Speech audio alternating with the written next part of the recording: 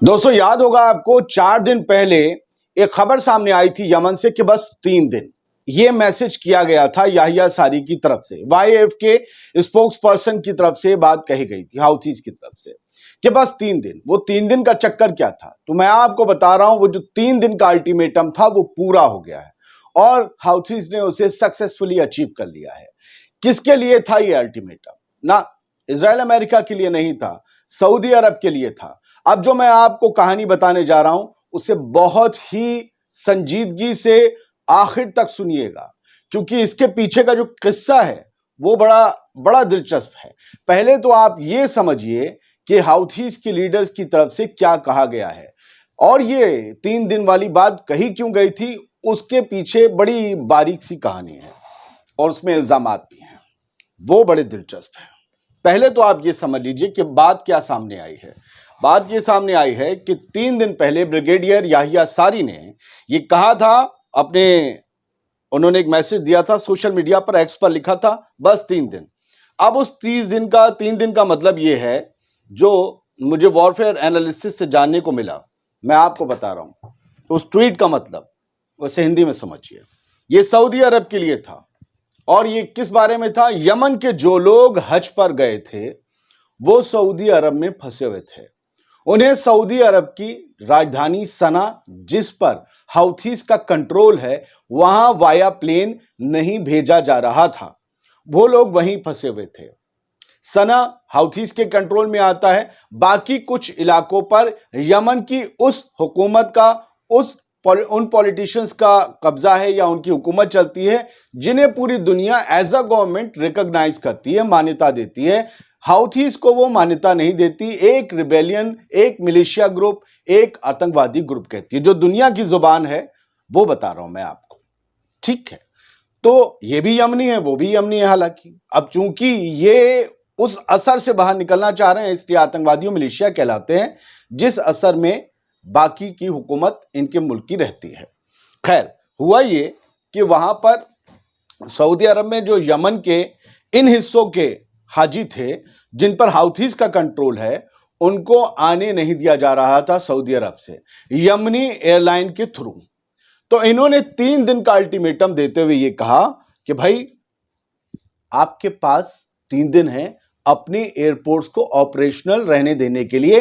फिर ये याद रखिएगा, हमारी फ्लाइट अगर बंद हो गई तो फ्लाइट आपकी भी बंद हो जाएगी। सऊदी अरब से सीधा कहा। यानी इसका बीच पीछे जो धमकी थी बंद लफ्जों में वो ये थी कि इतने मारेंगे गोले एयरपोर्ट पर तुम्हारे कि तुम्हारे यहां से भी कोई फ्लाइट उड़ नहीं पाएगी कहीं और के लिए भी, अगर वो सना जो यमन की राजधानी है वहां के लिए नहीं उड़ी। तो यहां पर क्या हुआ, 3 दिन के अंदर ही वो तमाम हाजी वापस आ गए यमन। सना की राजधानी, जो सना राजधानी है यमन की, जो कैपिटल है, वहां वो फ्लाइट यमनी एयरलाइंस की लैंड की, यमनिया की, और उनसे वो हाजी तमाम आ गए जो सऊदी अरब के जद्दा शहर में फंसे हुए थे, एयरपोर्ट पर फंसे हुए थे। कहानी बड़ी दिलचस्प है सर, यहां खत्म नहीं हुई है, मैं आपको बता रहा हूं, अभी शुरू हुई है। अब ये क्या है, यहां पर जो मेंबर हैं अंसर अल्लाह के, हाउथी मीडिया कमेटी के नसरुद्दीन आमिर, इन्होंने जो बयान दिया है उसे जरा सुन लीजिए। इंग्लिश में, मैं हिंदी तर्जुमा बता रहा हूं, आप इनको इंग्लिश में पढ़ते रहिए।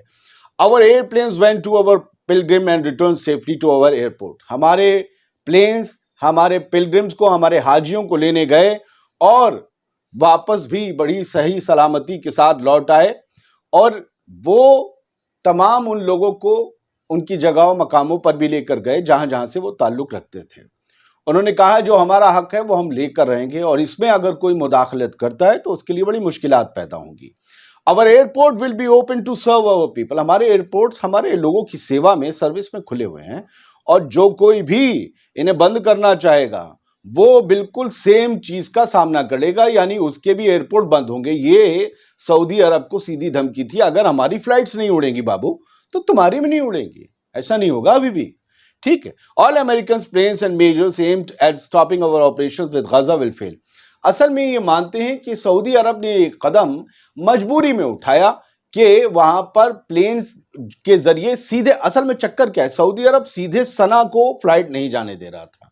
हाउथीज को डर यह था कि यमन के किन्हीं और इलाकों में ये फ्लाइट लैंड हुई तो ये होगा कि वहां पर गवर्नमेंट कंट्रोल एरिया हैं, वो लोग इन लोगों को गिरफ्तार कर सकते हैं कि ये हाउथी से लिंक है, और ये प्रेशर मेंटेन किया जाता। फिर इनको आजाद करने के लिए अमेरिका पीछे से उनके जरिए, गवर्नमेंट के जरिए करता कि भाई इनको आजाद करना है तो रेड सी में अपने हमले कम कर दो। तो इन्होंने कहा है कि अमेरिका के जितने भी प्लान हैं वो सारे ध्वस्त होंगे, हमें गजा की मदद करने से, लाल सागर में हमले करने से वो रोक नहीं सकता, हमारे ऑपरेशन जारी रहेंगे। ये इन्होंने कहा है नसीरुद्दीन आमिर ने।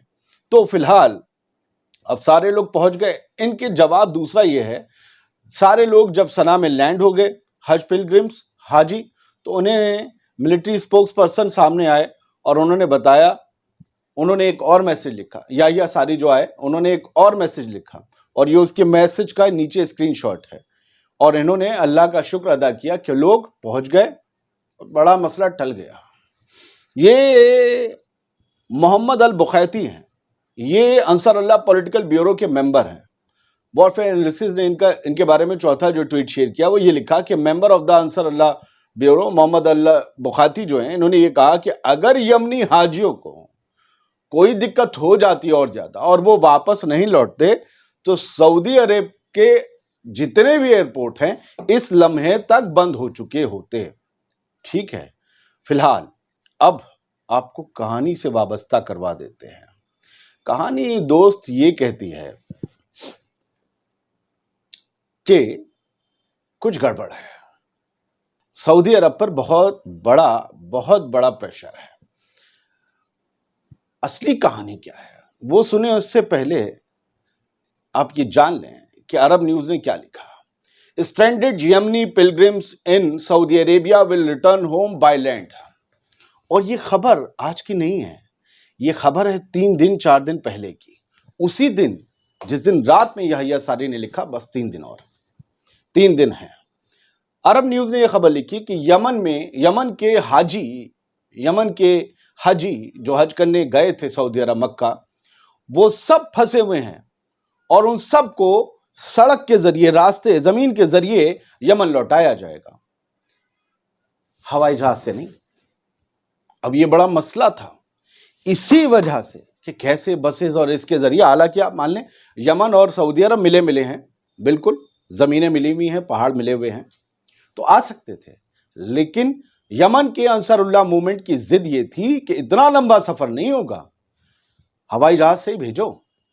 लेकिन इन खबरों में यह लिखा है क्योंकि यमन के हाउथीज ने उनको, हाजियों को लाने वाली फ्लाइट को हाईजैक कर लिया था, कब्जा लिया था, लिहाजा इन सब को हवाई जहाज से भेज पाना मुमकिन नहीं था।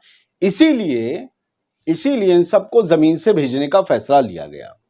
लेकिन हकीकत यह है कि इन लोगों ने फ्लाइट कब्जाई नहीं थी, बल्कि हो यह रहा था कि हाउथीज को, जिन्हें एक टेररिस्ट ग्रुप माना जाता है, उनके साथ सऊदी अरब गवर्नमेंट ऐसे तो डील नहीं कर सकती। पीछे तो जंग बंद कर ली मेज पर बैठ के, लेकिन ऐसे डील नहीं कर सकती कि उनके हवाई जहाज आए भी जाएं भी।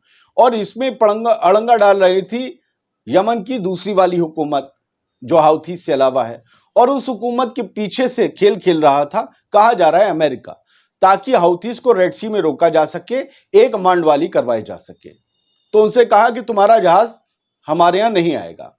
असल में सऊदी अरब की तरफ से कहा गया कि हमारे एयरपोर्ट्स पर आपके जहाज को उतरने की इजाजत नहीं है। तब इनकी तरफ से कहा गया बस 3 दिन है तुम्हारे पास, इजाजत बनाओ, पैदा करो, फिर से जिंदा करो, चाहे कहीं से निकालो चाहे कहीं डालो, इजाजत लो, वरना तुम्हारे एयरपोर्ट्स ऑपरेशनल नहीं रहेंगे। इसमें पूरी कहानी ये लिखी हुई है कि क्यों हाउथीज को, जो यमनी जो थे, उन्हें यमन भेजने से इनकार किया गया जद्दा एयरपोर्ट से। और वो बेचारे रहे एयरपोर्ट पर, 1000 हाजी थे कुल इन रिपोर्ट्स में, 1000 हाजी, उन्हें वापस मक्का भेजा गया उनके होटल्स में। उनका पैकेज हालांकि खत्म हो चुका था। ये यमनिया, ये जो आप देख रहे हैं ना, ये कॉमन स्पेस ईयू ने उसकी तस्वीर छापी, ये यमनिया एयरलाइंस के हवाई जहाजों को ना उतरने की इजाजत थी। तो थाउजेंड ऑफ यमनी पिलग्रिम्स फंसे हुए थे, लेकिन 3 दिन का अल्टीमेटम यमन के अंसारुल्लाह मूवमेंट ने दिया और उनके मुताबिक वो सऊदी अरब ने मान लिया, क्योंकि सऊदी अरब अभी हाउथीज के साथ फिर से वापस कोई फ्रेश या बड़ा क्लैश नहीं चाहता। जो भी पॉलिसी बनाई गई थी यमन के हौथीज पर प्रेशर डालने की कि वो रेड सी में अपने हमलों को कम कर दें, वो फिलहाल इस मामले में तो काम नहीं आई है। मुझे लगा खबर आपके सामने पेश कर देना बहुत जरूरी है। उम्मीद करता हूं पेश अच्छे से कर दी होगी। आजाद इंडिया को ना किया और सब्सक्राइब तो कर लें, और आप सलामत रहें, खुश रहें, अपना ख्याल जरूर रखें।